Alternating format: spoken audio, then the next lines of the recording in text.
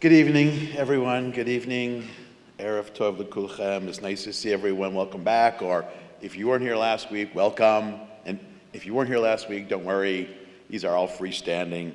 You'll be fine. You'll be fine. So, welcome to the second of our three-part series about Israel and Zionism in 2026.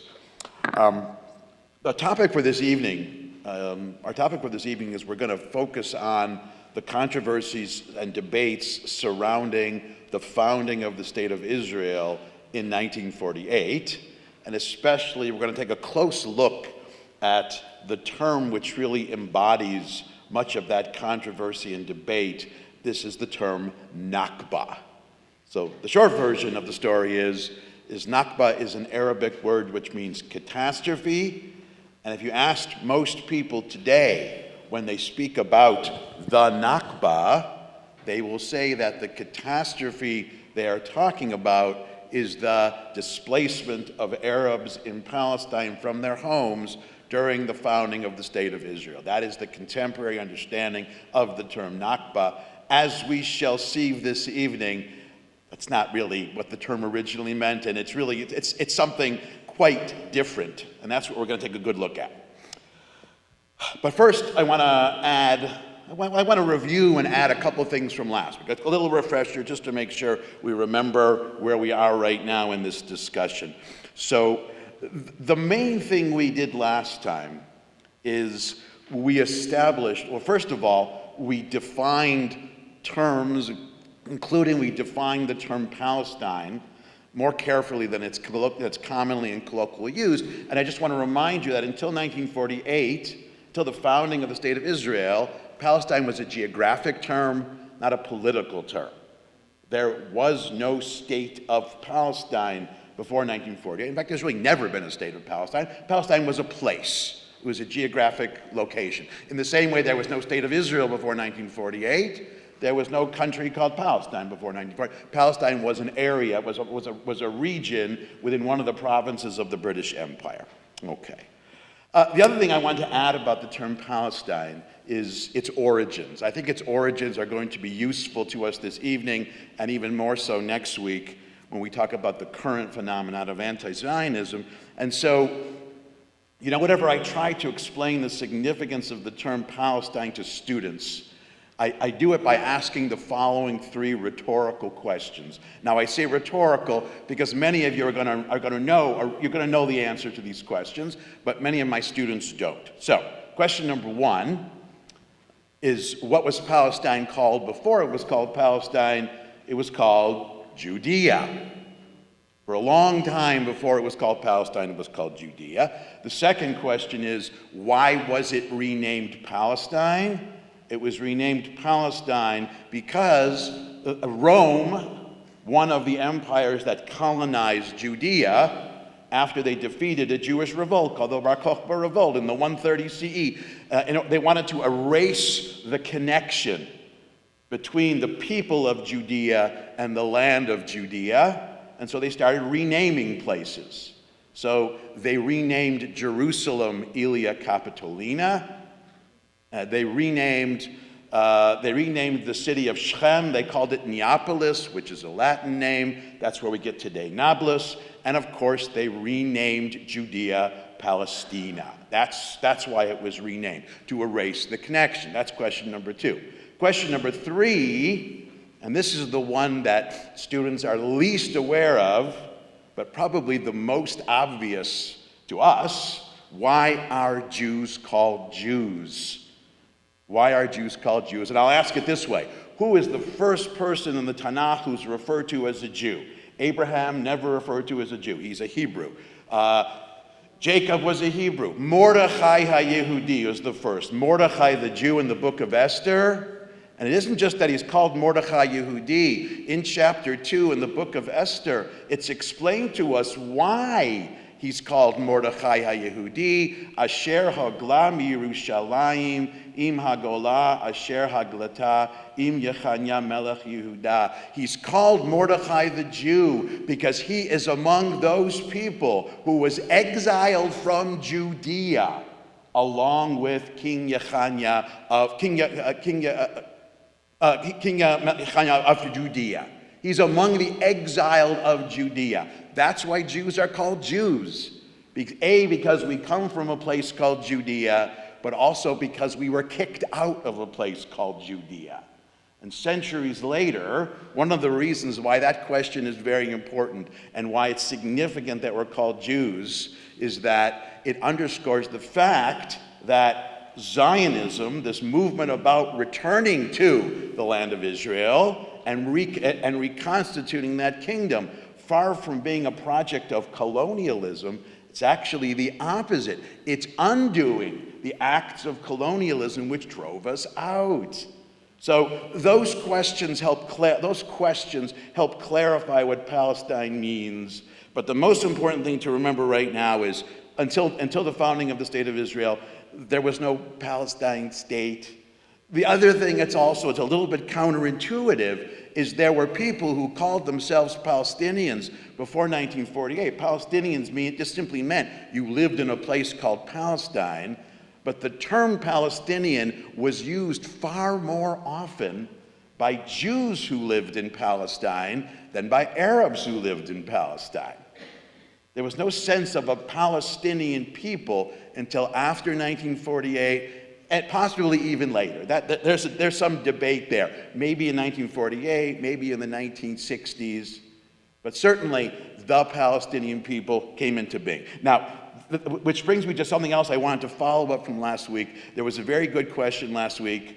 Actually, this was from Frida's question last week. One of the things that was raised after we were talking about the notion that Jews are indigenous to Palestine, Jews are indigenous to the land of Israel, the question was, well, are Palestinians, are they indigenous to Israel as well?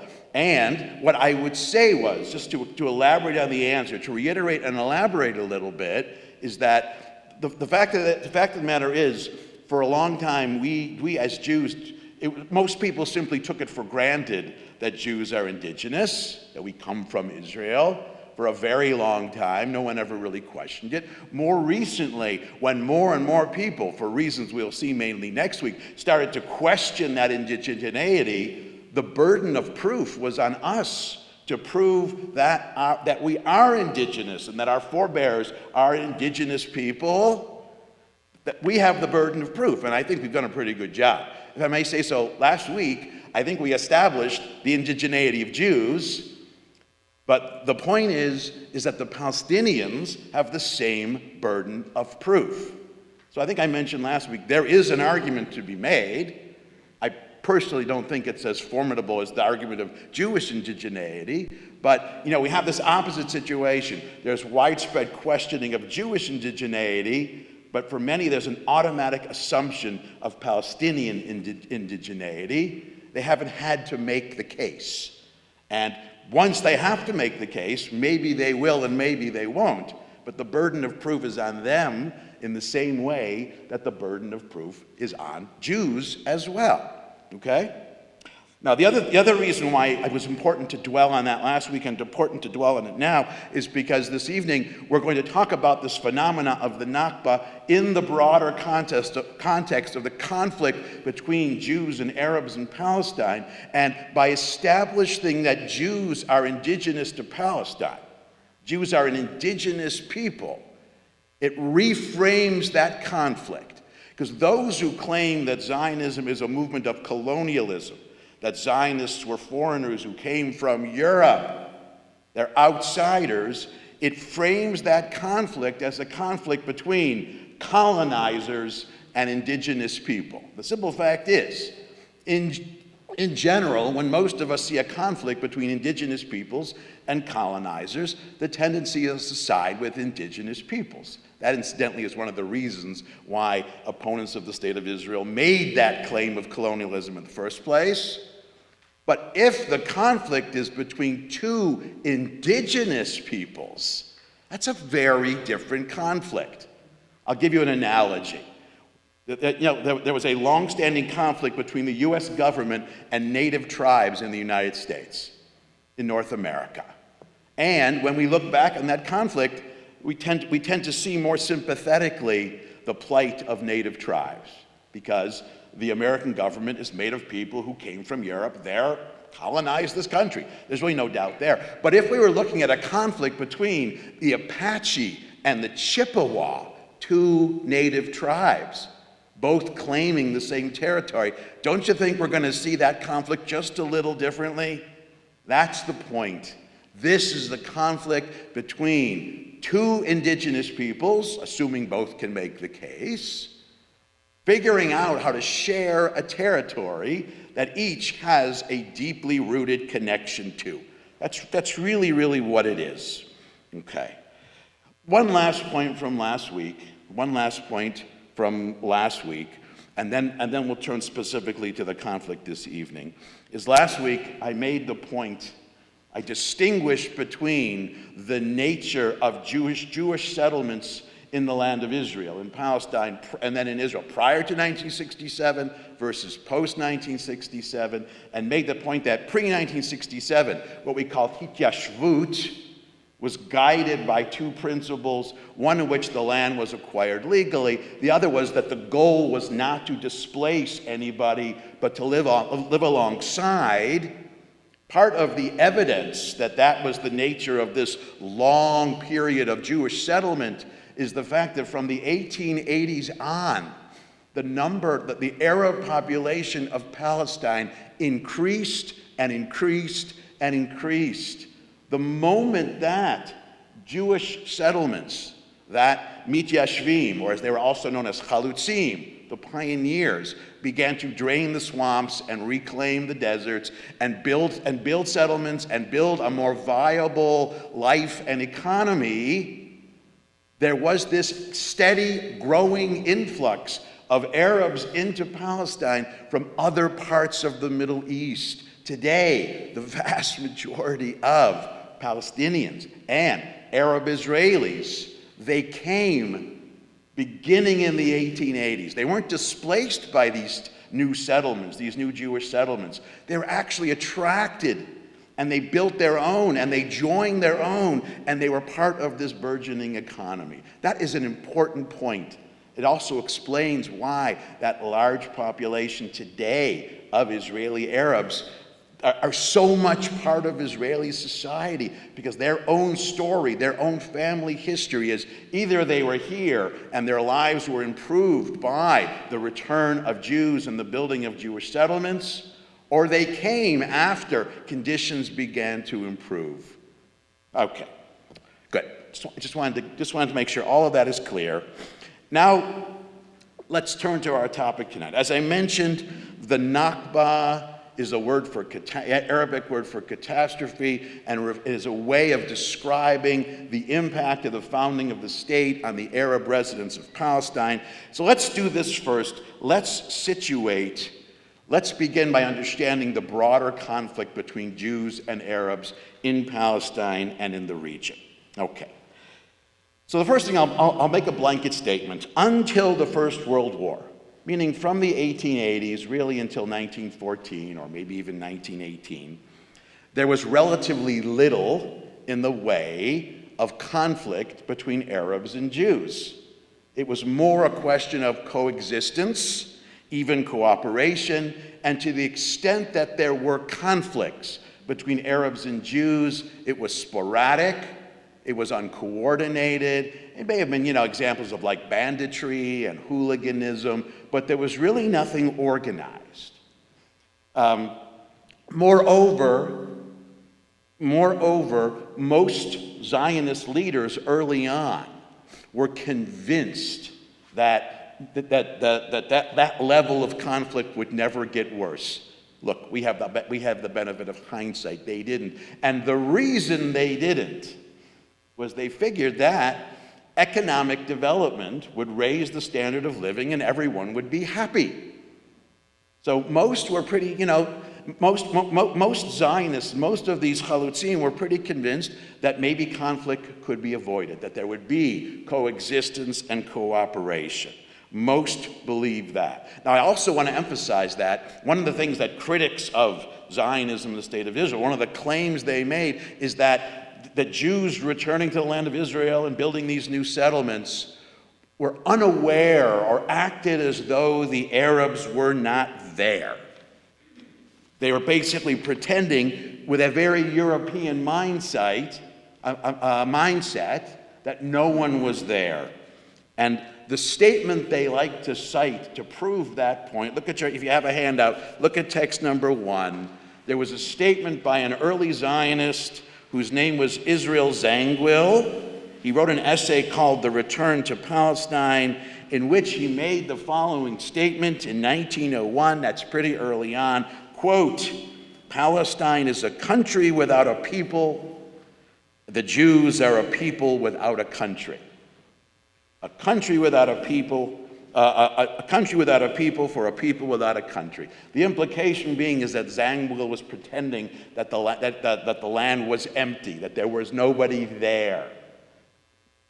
Now, he did say that, so I would say two things. First of all, he didn't make up that statement. He was actually echoing the statements of earlier English missionaries who were missionizing in Palestine before.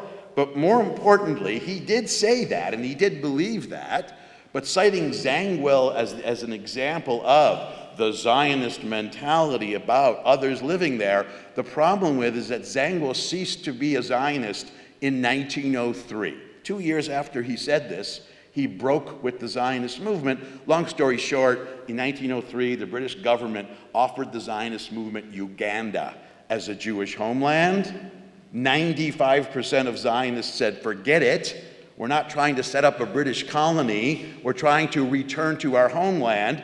That's Herzl, for example. But Zangwill said, sure, we'll take Uganda. I don't care.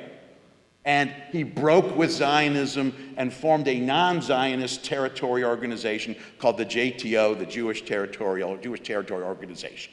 So they're attributing that statement. They're attributing it to a Russian-born English Jew who he was very much an English colonialist, but not a Zionist. He's the wrong person.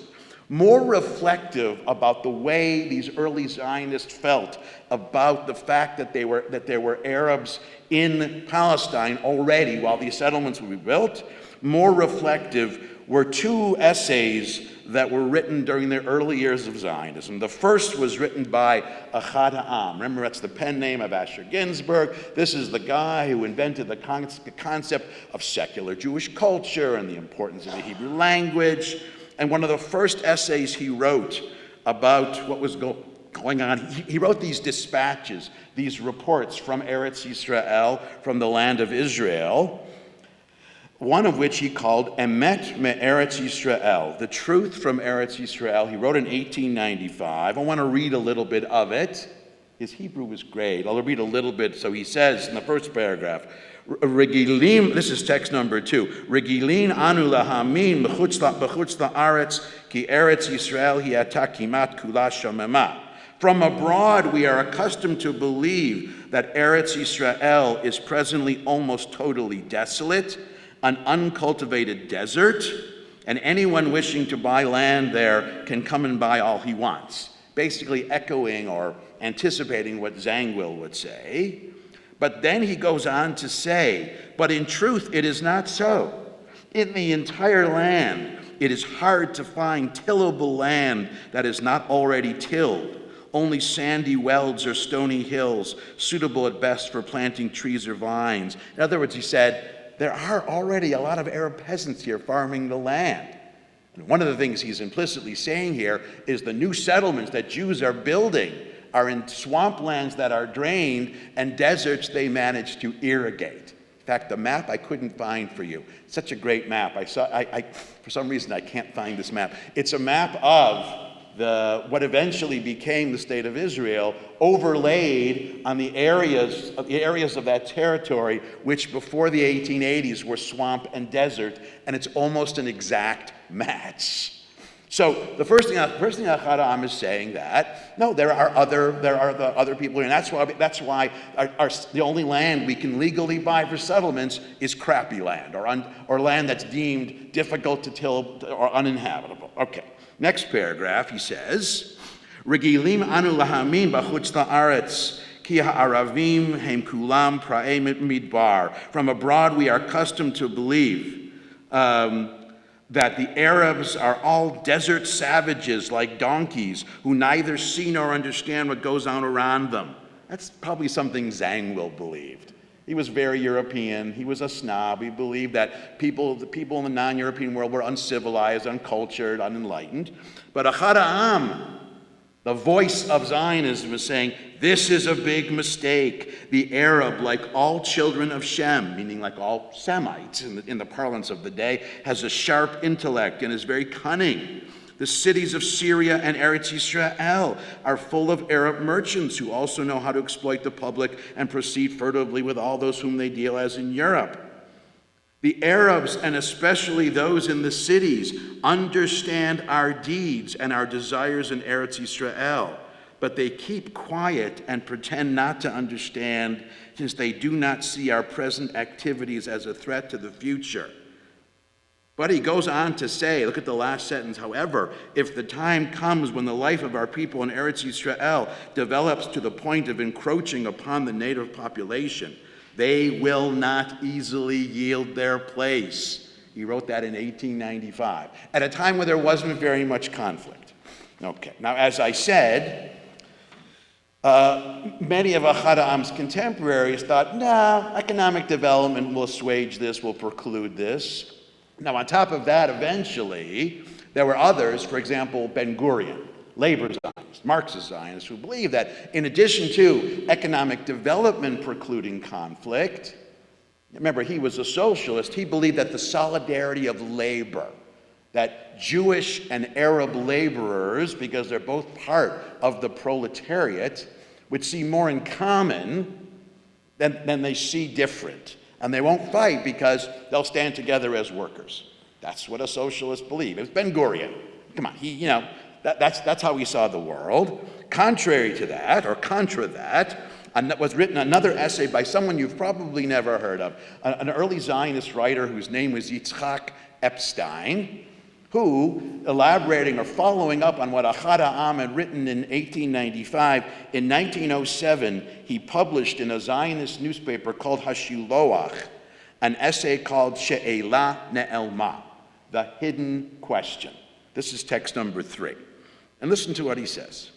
In general, we have made a crude psychological blunder in our relationship with a large, if assertive and passionate people at a time when we are feeling the love of the homeland with all our might, the land of our forefathers. We are forgetting that the people who live there now also have a sensitive heart and a loving soul. The Arab, like any man, has a strong bond with his homeland. The Muslim will not abandon his country, will not wander far. He has many traditions which bind him to the soil of his homeland. And look to the bottom. Our motto must be, live and let live. Let us not cause harm to any nation, and certainly not to a numerous people whose enmity is very dangerous. So like Beth Ahm said, we have no conflict now because we haven't done very much. But when it starts to look like we're really accomplishing something, there is going to be a backlash. We have to be, he's saying to his fellow Zionists, we have to be aware that there is going to be pushback eventually. Both of them were exactly right. Now, they were still both minority voices within the Zionist movement until the First World War. During the First World War, to make a long story short, 3 things happened by the end of the First World War, which are going to basically intensify the conflict between Jews and Arabs. Number 1, during the course of the First World War, this is when the Arab peoples of the Middle East, begin to organize politically. They become politicized. They become more aware of the concept of nationalism in the modern sense, and especially they become aware of this new principle that was, it really came into vogue in Europe in the late 19th century and then really was made famous by President Woodrow Wilson in his 14 points at the end of the conclusion of the First World War, a principle called national self-determination. Now, the principle of national self-determination says every people, meaning every people on earth, is entitled to sovereignty and home rule, self-rule in its own historic homeland. So, for example, in addition to indigeneity, the other pillar of the legitimacy of Zionism and the state of Israel is the principle of national self-determination. Jews have a right to self-govern in their own ancestral homeland. But during the First World War, Arabs in Palestine, actually Arabs in the region, they also discovered this same principle, rightfully so, which means that if they were able to establish that that Palestine was their homeland, then by the same principle, they have a right to self-government there. Now, it wasn't so simple in the case of Arabs in Palestine, because there were multiple Arab nationalist movements sort of competing with each other in the Middle East during and after the First World War. So first, there was a national movement called Pan-Arab nationalism. The notion that all Arab clans, peoples, tribes, groups throughout the Middle East, they comprise one nation, and they should have one large Arab state that includes not only Palestine, but Syria and Jordan and Iraq. That was one version of Arab nationalism, Pan-Arab nationalism. But there were also smaller or more localized Arab national movements, which believed that Arabs in a certain territory constituted a specific nation and state. And this is the form of Arab nationalism that gave rise to Iraq and Saudi Arabia and Syria and Jordan. This is this kind of nation-state Arab nationalism. But in both cases, Arabs in Palestine were joining other Arabs in the region in understanding the situation in the political terms of national self-determination. So that's the first thing that happened. The second thing that happened by the end of the First World War is the yishuv. Yishuv is a Hebrew word which it can mean settlement, but it's also the word it's a collective word to describe all Jewish settlements in the land of Israel. By the end of the First World War, certainly by the time we get to 1920, the yishuv was starting to look like a state. Like you could see the skeleton or the musculature of what was going to be looked like a future Jewish state. So the Zionist executive was looking like the executive branch of the state. The Histadrut, the Federation of Labor, was looking like the Ministry of Labor. The Karen Kayemet was looking like the Ministry of the Interior. You see what I mean? It was starting to look like a state. And because of that, just as Yitzhak Epstein and Beth Ahm had predicted, the Arab neighbors of these settlements, and Arab leaders in particular, they were starting to get nervous. Because as long as there's just a few sporadic Jews, a few settlements here and there, and who knows where it's going to go, they went, oh, okay, whatever, a few Jews. We've always had Jews around. But when it started to look like an actual state that might attain actual sovereignty, that was a different problem. So that's number two. So we have the politicization of the Arabs, and the yishuv was starting to look like a state. And the third is that the British, in their infinite wisdom, if anyone here is English, I'm sorry, I'm going to have to really throw the British under the bus here. In their infinite wisdom, they made a huge mess and aggravated a situation that was already becoming tense in the following way. In 1915, the representatives of the British Colonial Office met with, especially a man named McMahon. He met with an Arab leader named Hussein, one of the leaders of a powerful Arab dynasty, and basically, he said, remember, in World War I, Palestine still belonged to the Ottoman Turks. The Ottoman Turks were on the verge of collapse. It looked like someone else was going to wind up with Palestine and the region. And the British were basically saying to these Arab leaders, you help us win and defeat the Ottoman Turks. If we wind up with a chunk of the Middle East, we're going to give you a home. We're going to give it to you. We'll give you sovereignty. sovereignty there, okay? And this was reiterated. It was just reiterated later that year in 1915 when the French were also brought into that arrangement in something called the Sykes-Picot Agreement. It was a corollary to that is the British and French basically said, we're going to divide the region, but we're both going to be sponsoring Arab sovereignty in the region. Now, that McMahon Agreement was made secretly, covertly in 1915. The British, in other words, promised territory that included Palestine to Arabs as a state. In 1917, I think you're more familiar, the British made a promise called the Balfour Declaration, where they promised Palestine to the Jews as a state. So we have this contested territory with two peoples who believe it belongs to them, and then the British government, who by the early 1920s would be ruling that territory as part of the British mandate, promised it to both. Now, come on, parenting 101. If you have two children fighting over something and you promise it to both of them, there is no way that's not going to lead to a fight. In fact, that's going to be a very serious fight. And what are you going to do? Because you're going to have to break at least one promise, or maybe pretend like you didn't make a promise. And the British are going to have to break a promise. Now, I should also say that in both of these cases, and this is where the British are classically British, British colonial policy tended to be highly self-serving. So they made the promise to Arab leaders, to Muslim leaders in the Middle East, because they were having trouble in another part of their empire called India with this annoying, well, from their vantage point, troublesome upstart whose name was Mahatma Gandhi.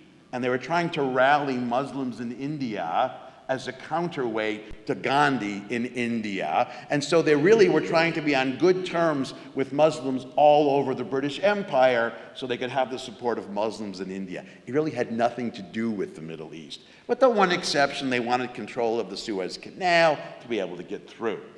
Now, the Balfour Declaration, they made for a different self-serving interest. Remember, World War II was basically a stalemate. And the British, like the other allies, the United States was neutral. The British, like the other allies, in fact, like all the countries involved, believed that the best way to break the stalemate and win was to enlist the support of the United States. The notion is whoever gets the United States to enter on their side is going to win the war. Now, in retrospect, we probably, maybe we take it for granted that obviously they were going to join the British because of this Anglo-American alliance. But remember, during World War I, there were a lot of people in America who were of German descent who believed that the United States should side with the Kaiser, keeping in mind the Kaiser was not Hitler. There was no bad guy in this war. The whole war was kind of dumb. It wasn't clear, in other words, and so some of the British colonial leaders, including one Winston Churchill, he believed that, what's a good way to win the support of the American government? Win the support of American Jews.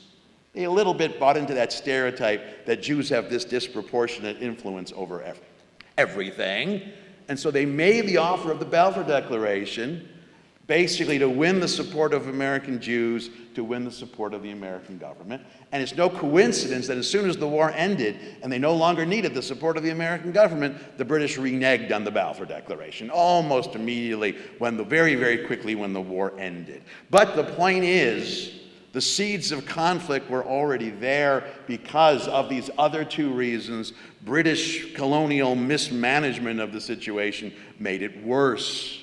And then during the 1920s, as the British backing away from the Balfour Declaration meant that they began, in order to placate Arabs in Palestine and in the region, and Muslims in India, they began to restrict Jewish immigration to Palestine in a series of what were known as white papers. So until 1922, Jewish immigration to Palestine was more or less unimpeded. Then it was limited, and it was a quota of 25,000. By the end of the 1930s, that quota was down to 5,000 a year.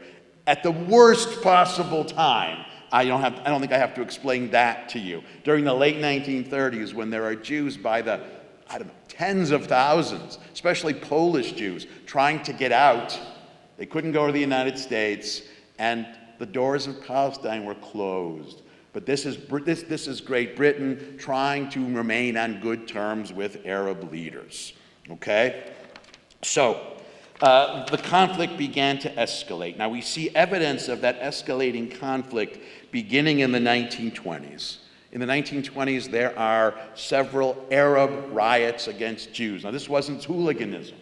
This was more organized violence. The first took place in 1920. In 1920, there were riots that were known as the Nebi Musa riots. Now, Nebi Musa is Arabic for Moshe HaNavi, Moses the prophet. This is a Muslim festival that's observed every year. It's sort of the Muslim equivalent of the Yortzeit of Moses, or whatever they call the Yortzeit of Moses. Okay, it's a religious festival. And at that religious festival, this riot broke out. But here's what I have to emphasize. The Arab nationalists who organized and incited that riot against Jews during Nebi Musa, these were not religious Arabs. They were secular Arab nationalists. See, Arab nationalism, when it began, was actually parallel to Zionism. Both were highly secular movements. These were secular Arab or secular Muslim organizers who instigated these riots.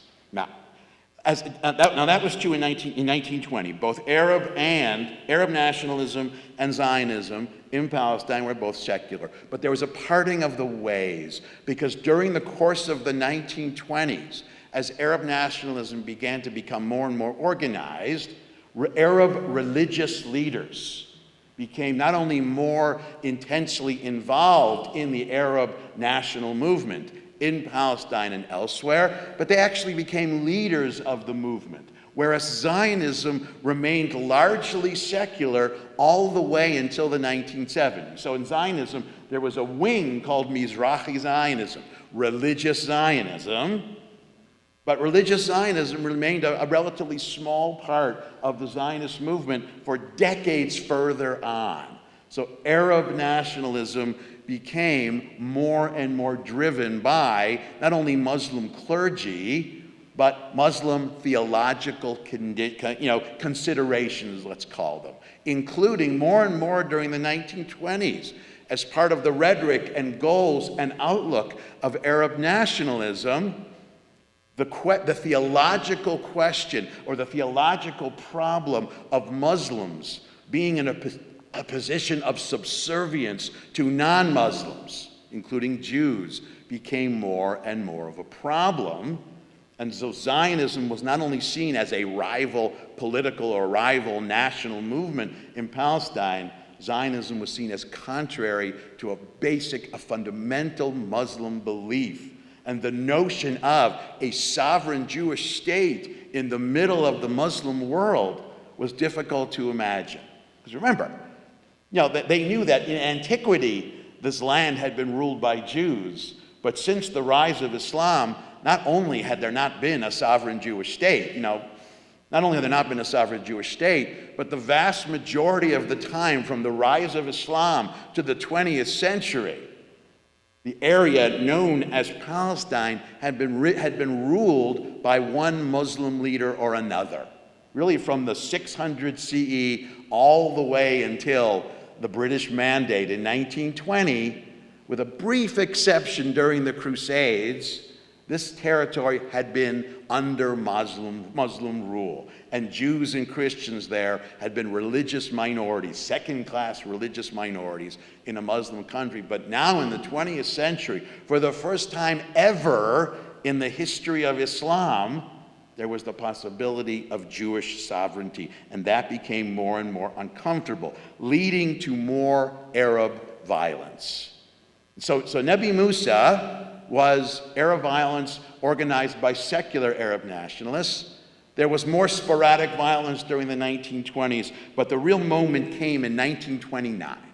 In 1929, there were riots in different parts of the land of Israel. The most serious was in the town of Hebron, where Arabs rioted against Jews in Hebron and killed 70 Jews in Hebron.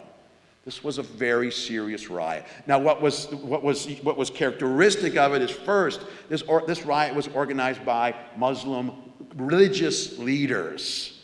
This wasn't a secular movement anymore.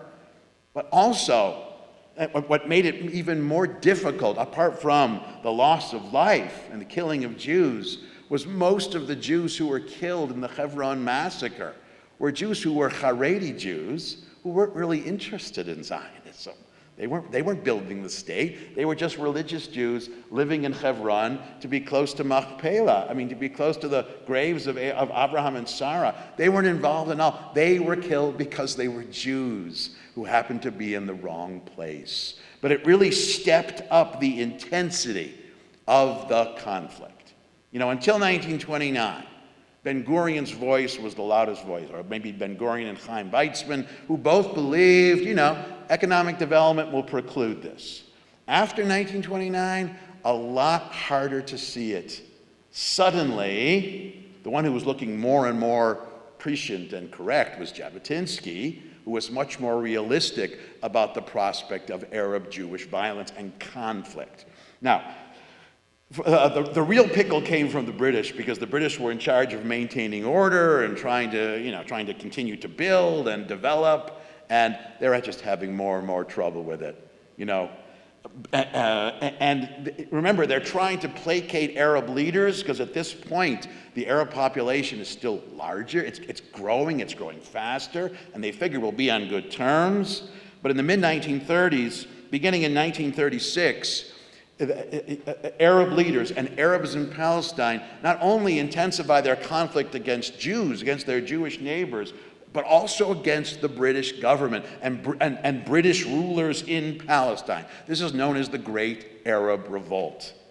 Now, if you're wondering about the logic, if the British are bending over backwards to placate the Arabs, why are they attacking the British? It's a great question. What they want is everybody out, especially Jews. And so it's estimated from 1936 until 1939, between 500 and 600 Jews were killed during this Great Arab Revolt. And remember, this is before there's a sovereign state. This is before there is an IDF. This is just an attack on settlements. Okay. Now, by the end of the 1930s, the British government, they were beginning to realize that the Arab presence and the Jewish presence were both realities. Neither were going away. And in 1937, the British Colonial Office convened what was known as the Peel Commission to make a recommendation. And in 1937 was the first time they recommended partition. Let's take the land, let's take Palestine, and we'll divide it into an Arab state and a Jewish state. And the area where it's mostly Jews will be Jewish, and where it's mostly Arabs will be Arabs. Now, if you look at your handout, we have some proposed partition plans. The partition plan I just mentioned is the one all the way to the left. And you can see that of Palestine, 20% was allotted to Jews. The state, the territory allotted to Jews by this British partition proposal in 1937 was basically a thin strip along the Mediterranean from Tel Aviv northward to Haifa and a little bit of the Galilee. And pretty much most of the rest of the 80% was going to be an Arab state, with the exception that Jerusalem and the area around Jerusalem would be internationalized. Although it was understood that, in fact, it would wind up being part of the Arab state. That was implied. So it's really an 80-20 split in favor of the Arabs. The Jews, the Zionist movement, immediately said yes. In 1937, they were happy to have any sovereign Jewish territory, especially because 1937. We know what's going on in 1937. For example, in Europe, Jews said yes, Arabs said no. They turned down 80% because they wanted the whole thing. The British reiterated that partition plan a year later. Again, the Jews said yes, and the British said no. Now, during the Second World War, it's interesting how both sides of this conflict used or dealt with the Second World War. Jews were a little bit in a quandary, because Great Britain and Nazi Germany were on opposite sides of this conflict. And for Zionist leaders in Palestine, who to side with in that situation is not as easy as you might think. Where their thing is, obviously we can't side with Hitler. But does that mean siding with the British, who have been keeping Jews out, and siding with our opponents, our adversaries? It's a quandary. So basically, the upshot is most of the Zionist executive, meaning Ben-Gurion and the labor Zionists, and Chaim Weizmann, the centrist Zionists, they said, what we're going to do is we're going to set aside our conflict with the British during the war. We're going to fight with the British. And then when the war is over, hopefully, they'll appreciate that and they'll do us a favor, which did not turn out to be what they did. And that's one of the reasons, because they were fighting with the British during the war, the British, in order to enlist Jewish support in the military efforts in the region, they created a special unit from the Yishuv known as Plugot Machats, which means strike forces, known by its shorter name or its abbreviation, the Palmach, Plugot Machats. These were British and American trained soldiers who helped the British and the Allies fight in Palestine during the war, and that turned out to be a real bonus, because after the war, when the IDF was formed, the Palmach soldiers, they became really the backbone of what would become the IDF. That's where Rabin was trained. That's where Moshe Dayan was trained. That's where Yigal Allon was trained, in the Palmach. I mean, British military training, and especially American training, British military training was still good at the end of the Second War. Now the Arabs in Palestine, they saw this differently. They were a little bit more, transactional, or a little bit more self-serving. There was a point during the war, they sort of held out the possibility to the British, yeah, maybe we'll support you. But there was a point beginning in 1942 when representatives of the Nazi regime reached out to Arab leaders, not only in Palestine, but in the Middle East generally, and basically said, our plan is to conquer all of this. Remember, one of the fields of battle, one of the arenas of the war was North Africa, when Rommel's Africa Corps was sweeping across North Africa. And until a certain point, they were winning. They came all the way to Egypt, to El Alamein. It looked like the entire Middle East was going to fall under German or Nazi rule. And so basically the offer made to the Mufti is a religious leader in Jerusalem of one of the large clans from the Husseini clan. They basically said to him, if you side with us and help us defeat the British, in Egypt and in Jordan and in Palestine, we will give you control over this region under German rule, of course, when the war ends, if it winds up in German hands. And all we ask is that you help us get rid of all the Jews. You help us extend the Nazi solution to the Jewish problem to those parts of the Middle East where Jews were. And the Mufti of Jerusalem said, not a problem. I'm paraphrasing, of course. Yeah, he kind of made a deal with Hitler. Now, it wasn't direct, he made a deal. And he was ready to do that. That deal, by the way, has not aged very well, but that was his intent. Now, it never came to be because Rommel and the German Wehrmacht never really got they never got to Palestine. So it didn't really happen, it never really came to be. When the war ended, Germany lost, Great Britain won. In some sense, the status quo in 1945 was resumed. It's almost like the 6 years between 1939 and 1945 didn't happen. Obviously, they did happen. But the big change, obviously, is when the war ended, much of European Jewry had been destroyed. News of the Holocaust came out. There were about 250,000 Holocaust survivors in Europe, Jewish Holocaust survivors in Europe, who wound up in displaced persons camps. Many of them, what they wanted to do more than anything else, especially the United States was still not an option, many of them wanted to go to Palestine. Now, the assumption was, most people said, well, there's no way the British are going to say no now, and they did. More or less for the same reasons. They wanted to be on good terms with the Arabs. Now, the rationale was beginning to change because it wasn't only about leverage in India, which they really needed because Gandhi in 1945 was really winning. I mean, India was about to get home rule. But the other reason why the British wanted to be on good terms with Arab leaders in 1945 is A, there was the fear of Soviet encroachment into the region, and the British wanted to maintain their own presence. But also, World War II demonstrated the importance of Arab oil.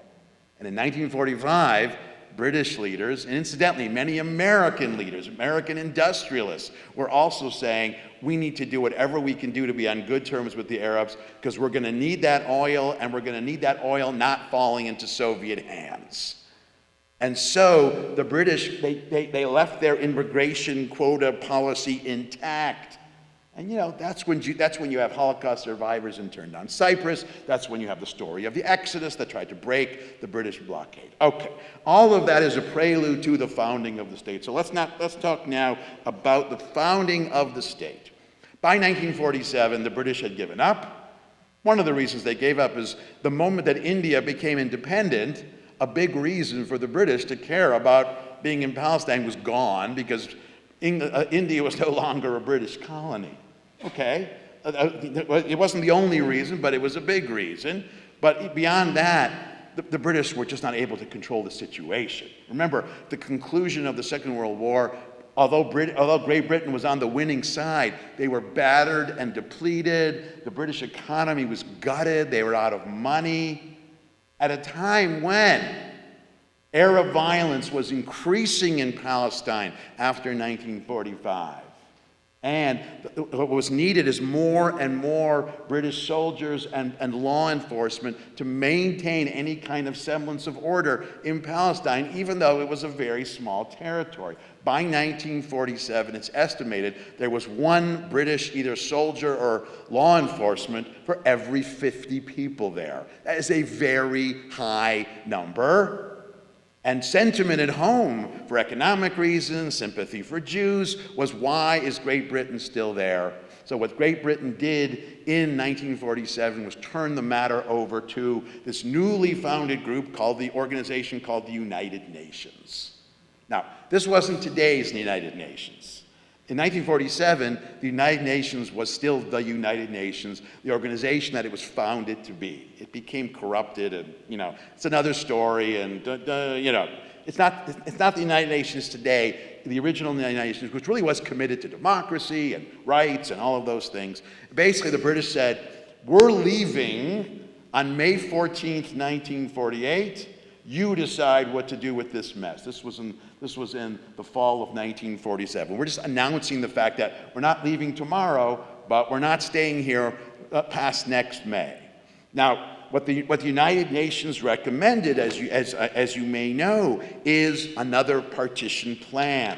Now, this partition plan was no longer the 80-20 split, because there were more Jewish settlements, more territory had been settled. This was a 55-45 split in favor of Jews, or the Jewish state, according to the partition, was going to be 55% of the land, and the Arab was going to be 45%. Jews said yes, Arabs said no, again.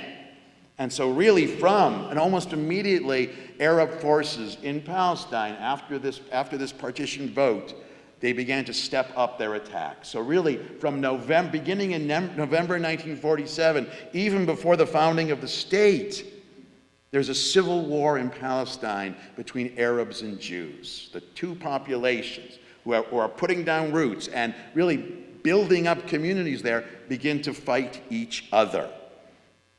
And this violence, this civil war is going to continue all the way to the beginnings of statehood, to the declaration of statehood in May of 1949, May of 1948.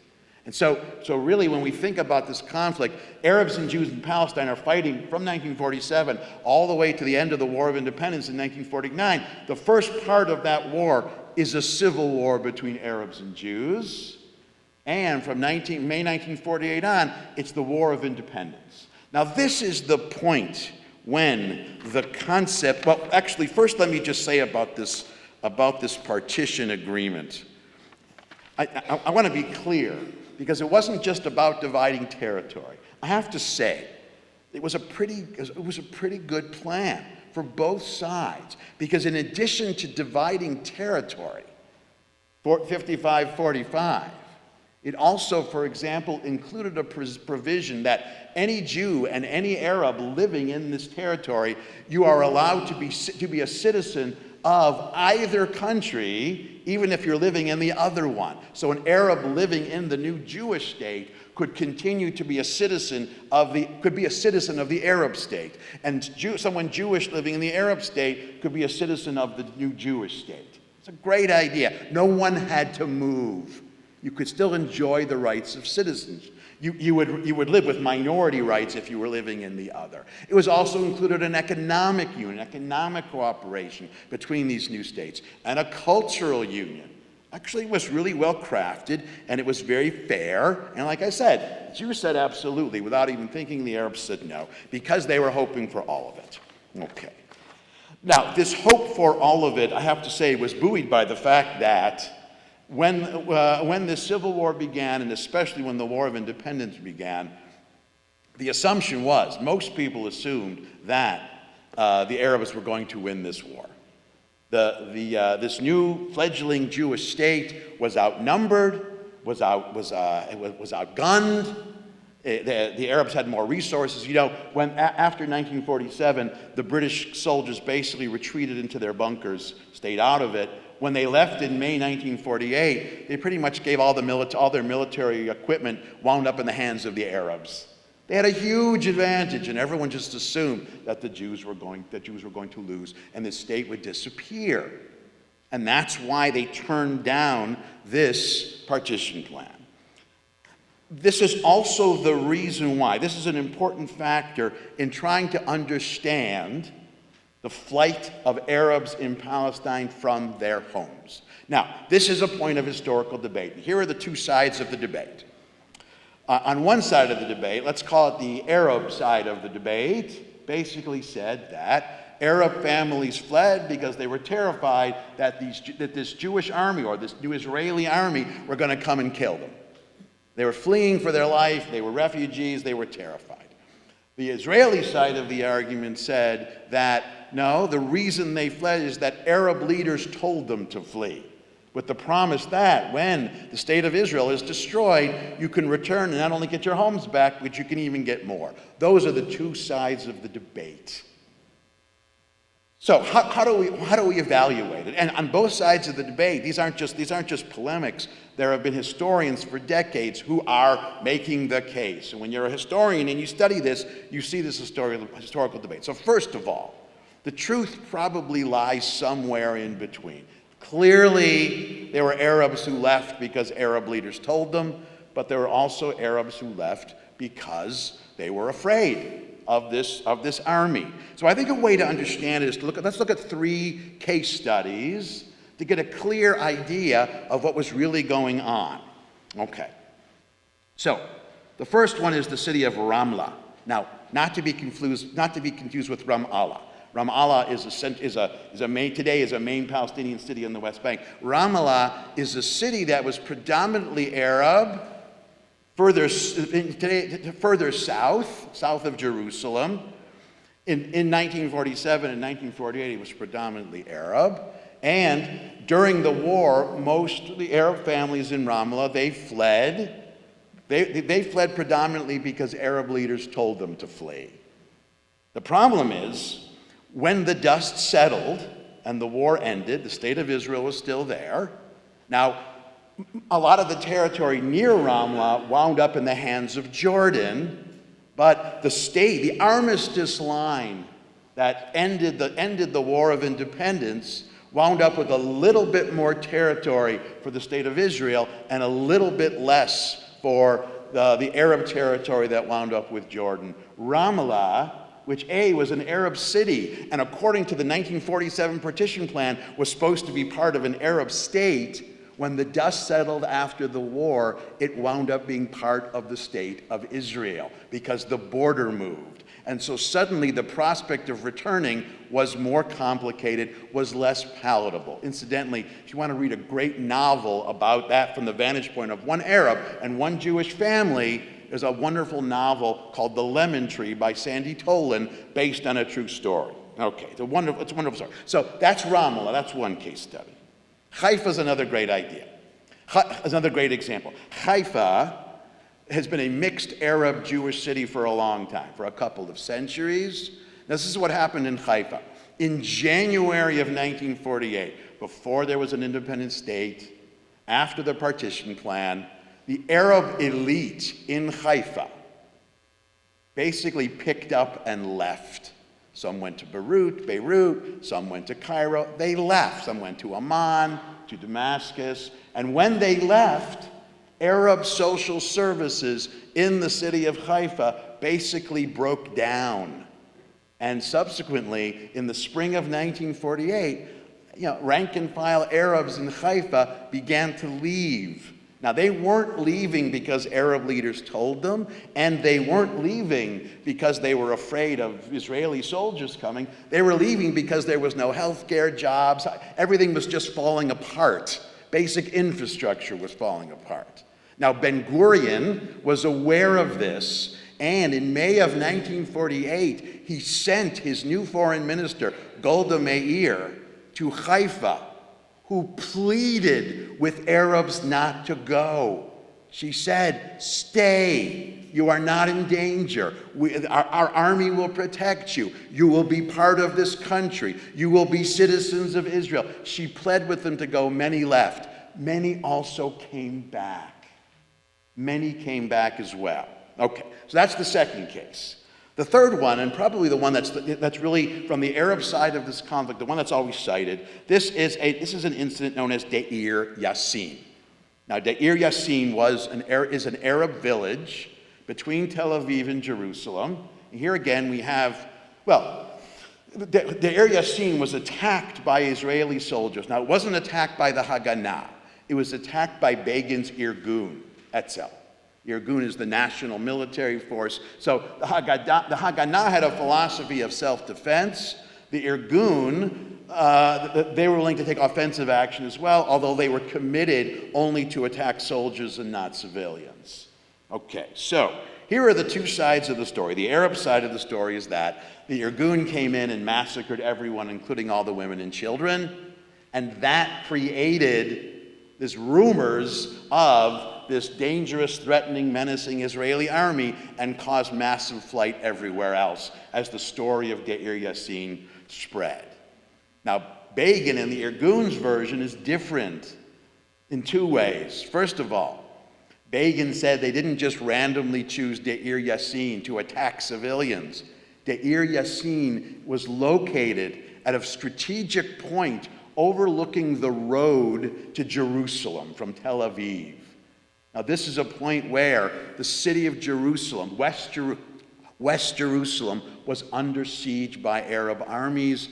The Jews, tens of thousands of Jews in Jerusalem, were basically starving because they had no food, but it was difficult to resupply because Arab forces in Deir Yassin and in a couple of other villages were shooting at convoys trying to get to Jerusalem. This is before there was a highway. You remember that narrow road going up to Jerusalem? It was even narrower, it wasn't a good road, and it was difficult to get anything through. So the taking of Deir Yassin was done with the specific strategic purpose of relieving the siege of Jerusalem, getting supplies. Yeah. Now, the Irgun also said that prior to attacking the Arab soldiers, the Arab fighters in Deir Yassin, they stopped and made an announcement. They had a truck with a loudspeaker that said, "We are coming in a few hours. Civilians, get yourself out." So the announcement was made. It turns out that we now know that, as this truck, it made the announcement for a few minutes, but then it went off the road into a ditch. And the announcement didn't, so it's possible some of the Arabs didn't hear the announcement, okay? The fighting in Deir Yassin was intense between the Irgun and Arab fighters, and many Arab civilians, women and children, were killed as part of that fighting. Okay. Now, until 2017, relatively recently, the whole story of Deir Yassin was really a he said, a they said, they said. There were two versions. It was hard to know. But there is this Israeli, in 2017, an Israeli historian named Eliezer Tauber he published a new study of Deir Yassin that was eventually translated into English, called The Myth of Deir Yassin. What really happened? Now, this is a guy, he was a very good historian. He isn't just making an argument, he decided to bring receipts. This is someone who went and looked at documents in Hebrew and in Arabic and British documents in English, and he discovered a couple of interesting things. So first of all, he certainly discovered that the engagement took place.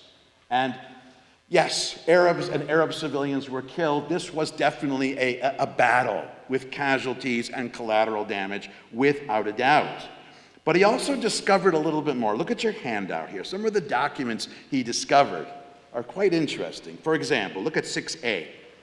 It turns out that when Arab leaders when they heard about Deir Yassin, they saw a real possibility in terms of public relations. So Tauber found the following document that was written by a member of the Arab High Committee. This is one of the leaders of Arabs of Palestine, Hussein Fakiri al-Khalidi, who sent the following instruction to Arab newspaper editors, quote, "We are forced to give a picture, not what is actually happening, but we had to exaggerate a little bit so that maybe Arab countries might become enthusiastic to come and join us." He saw in Deir Yassin, which was in April of 1948, just before the independence, as a way to get Arab support for the war cause, neighboring Arabs.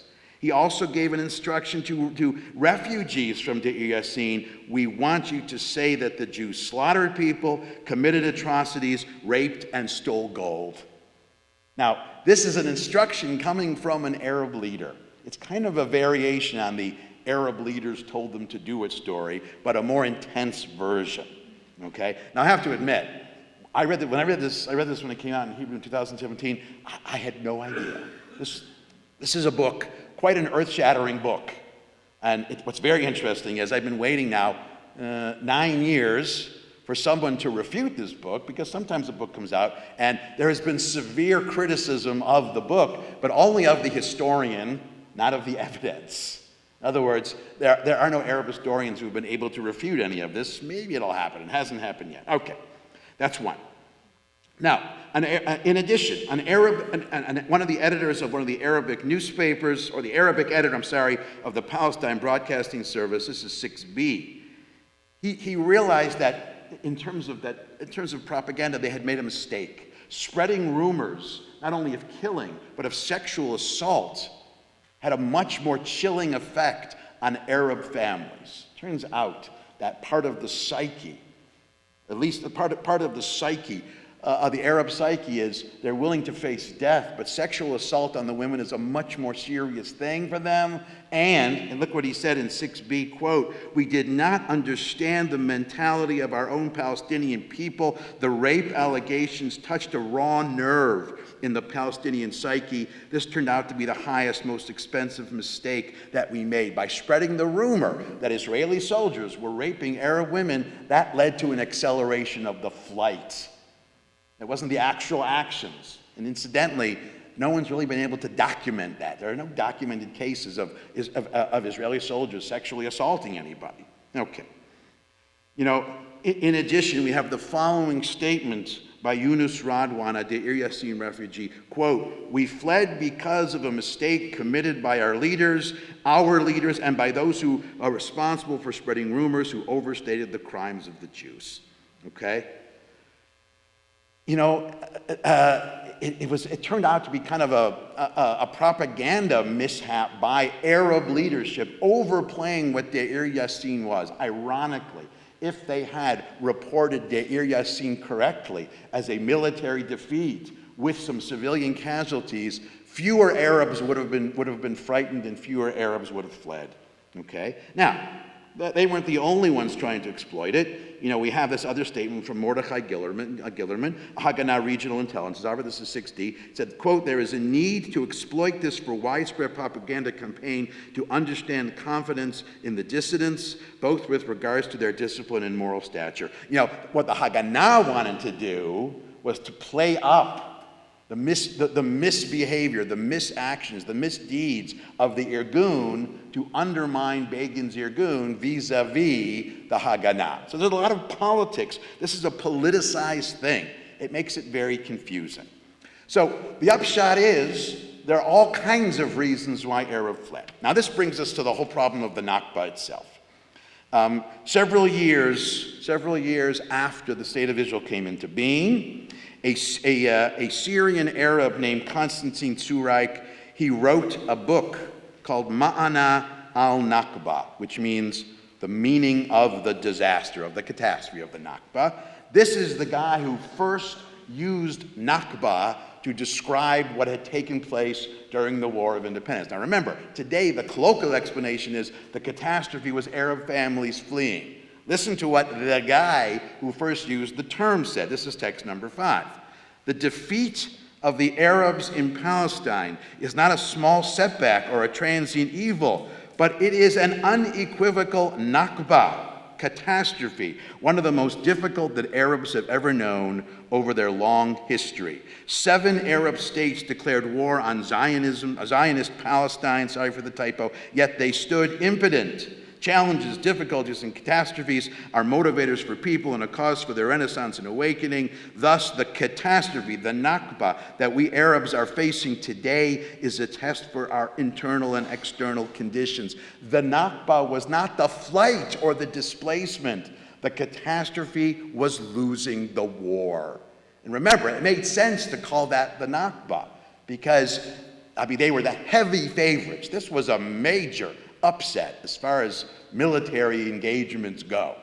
This was a huge upset. Thankfully, we get the State of Israel out of it. But from an Arab point of view, they weren't supposed to lose. Now what's interesting is when we look back, let me wind it up this way and then we can have some questions. When we look back at this event, this rethinking of the Nakba as, the victimizing of Arabs, this isn't the only time it's happened. This actually is a mindset or a mental game which has actually happened a few times. So, if we look at 1948 and the Six-Day War in 1967 and the beginnings of the Second Intifada in 2000, we have the same basic pattern of Arab behavior, or the behavior of Arab leaders, or Arab intellectuals, or Arab journalists. So so this behavior really has 3 parts. First, on the eve of each of these moments, just before the war to destroy the new state of Israel, just before the Six-Day War, just before the beginning of the Second Intifada, there's a kind of enthusiasm or ecstasy or excitement among Arabs about the prospect of destroying the state of Israel. They expected to destroy the new state in the summer of 1948. They expected to destroy the state of Israel in the summer of 1967. And then they expected the Second Intifada also to do serious damage to the state of Israel. In each case, this enthusiasm was deeply disappointed. Each of these attempts was defeated. And finally, each of these attempts following defeat was followed by a reconceptualization from what was going to be sure victory into we were victims. So the Arabs were victims because of Deir Yassin and they all fled. They're all chased out by Israeli soldiers. Or in 1967, they were victimized because the state of Israel captured the West Bank. And then in 2000, they were victimized because the Second Intifada didn't work. But it's defeat that is spun or that is reconceptualized as victimization. Now, that is very different from what the original conception of what the Nakba was. The original conception was very much in tune with the decades of conflict leading up to that point. Arabs and Jews fighting for hegemony over a single territory, an independent Jewish state being founded, and then defending itself in the face of overwhelming odds. Now, the other thing that the current Nakba leaves out, it's all about the victimizing of Arab refugees. It leaves out the fact that the Arabs weren't the only ones dealing with a refugee crisis. The moment when several 100,000 Arabs left their homes or were displaced for their homes or wherever they left for. There was also massive displacement of Jews in the Muslim world of the Middle East and North Africa. And these were Jews who, well, they had been in these places for a long time, and basically they all had to leave. And that refugee crisis was also going to be, in some ways, it was first of all, it was profound. It altered a profound history, because remember, the Jewish communities in places like Iraq and Morocco and Syria and Egypt, some of these are the oldest in the history of the diaspora. Jews had lived in Iraq since the 5th century BCE, and that community came to an end more or less in 1948 or shortly thereafter. And the numbers, there were over 100,000 Jews in Morocco and Iraq, and basically they were more or less emptied from Jews. Morocco was a little bit of an exception, but not very much. And when we look at this refugee crisis from a Jewish point of view, we see something really, well, I'm going to say it's a little bit, it's both remarkable, profound, and a little heartbreaking, because remember, this massive Jewish exodus or Jews being driven out of these countries followed not long after the plight of Jews in Eastern Europe. And Jews trapped in Eastern Europe had nowhere to go, and they wound up being slaughtered. Jews in these Muslim countries probably would have suffered the same fate, except they had someplace to go. So what it really does in retrospect is it underscores if we needed another reason why the state of Israel needed to exist apart from national self-determination and indigeneity, well, the refuge argument for Jews, it doesn't get more obvious than that. A massive, nearly 1 million Middle Eastern Jews were saved. A decade after, a much larger number of Eastern European Jews couldn't be saved because there wasn't, and then there was a Jewish state. And these are really the complexities of the Nakba. So let me end by saying this. With all of this, why are there so many people today who simply buy into what I think what I called Nakba 2.0, this different understanding of the Nakba as victimization. This will be a nice segue from this week to next week. Part of it is because in the years and decades after the Second World War, there was a growing interest, first among academic scholars, and then it moves beyond the academy. Other people sort of try to glom onto it as well. The sharp line was drawn between those who were colonized and those who were colonizers. The first being automatically victimized, the other automatically being oppressors. This is called post-colonialism.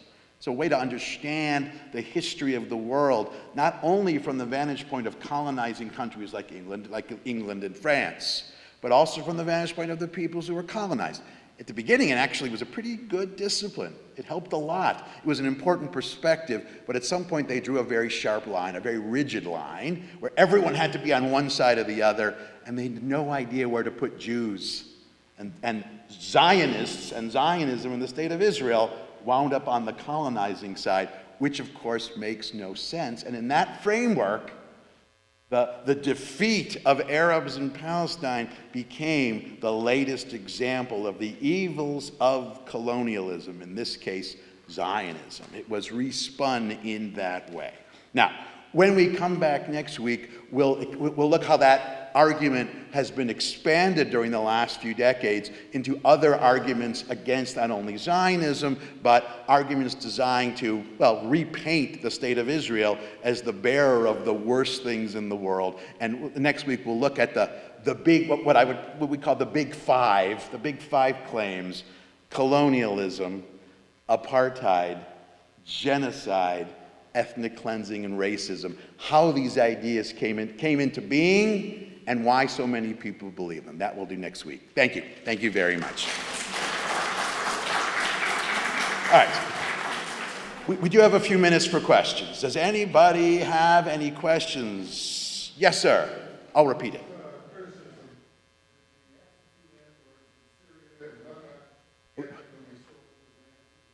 What's that? How much criticism Syria and Egypt and all the great question. How much criticism did Arab absentee landlords who sold land to the Zionist movement for settlements, how much criticism did they get? None. You know, it's funny. It's like a building goes condo and everyone is mad. No one's mad at the landlord for settling it. The only people they're mad at are the people moving in. You know, it's none. But it is also part of the problem because, you know, the people whose land was sold out from under them, first of all, there weren't that many Arabs living on the land that was sold, but in those cases that it was, the people on the land had no say, their landlords did. And you're right, they really should have been at least partly mad at the landlords.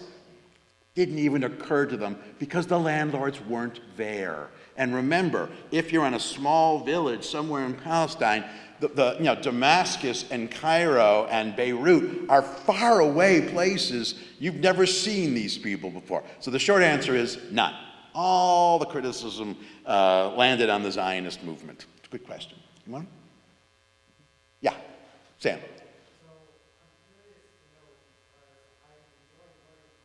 Yes.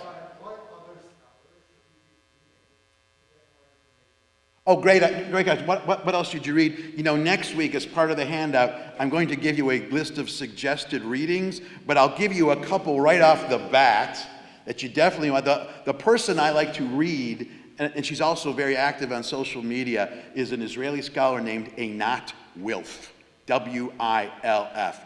Wow. She has really got, there is a whole list. You know, 20 years ago, if you had asked me this, the list would have been very short.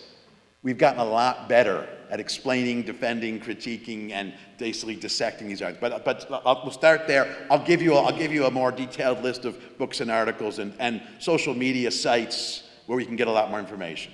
But I appreciate you thinking I'm the only one who knows anything. Actually, you said the exact opposite. That's fine. That's fine. It's good. That's good. Very good question. Anybody else? Yes, sir. Yes.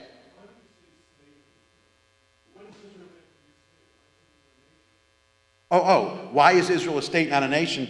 You know, state and nation refer to different things. State is a political entity. It became a state when it declared itself a sovereign nation, a sovereign entity. Nation refers to a group of people.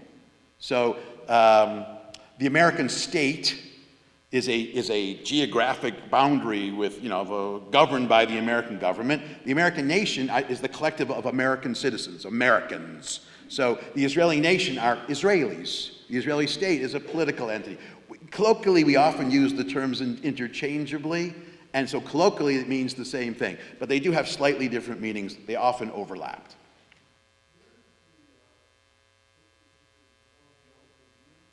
Yeah. The story of the Altadena. This is a great story. This is more of an internal Israeli story. The Altadena was an Israeli boat that was approaching the Mediterranean coast during the War of Independence.